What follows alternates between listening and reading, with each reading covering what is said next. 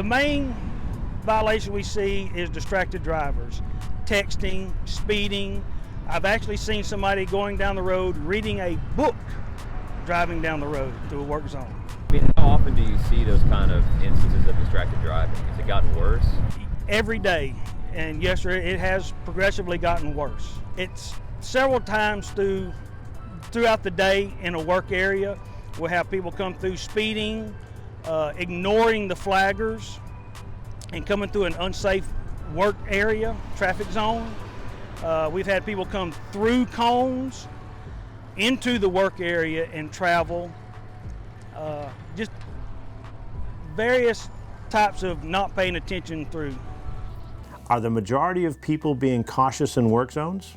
Overall, they are.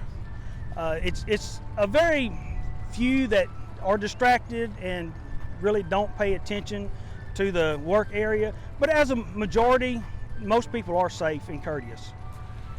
On a daily basis, how does it make you feel whenever a driver, like you said, blatantly ignores a flagger or just drives around cones or does things that put your safety at risk?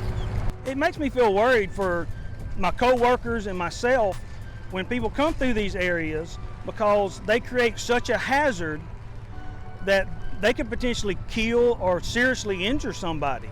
We all have families and friends and loved ones that we would like to go home to at the end of the day. What's a common safety hazard that you see while you're working in the work zone? It's distracted people that come through the work area and get real close to the workers, or driving at a high rate of speed through the work area. Because at times we have to work fairly close to the buffer zone that we create. But what would you like to tell drivers, who are, potentially driving through a work zone area? I'd like to tell them, just be courteous. We understand this is an inconvenience on your part, but we're trying to make a safer road for y'all to travel on.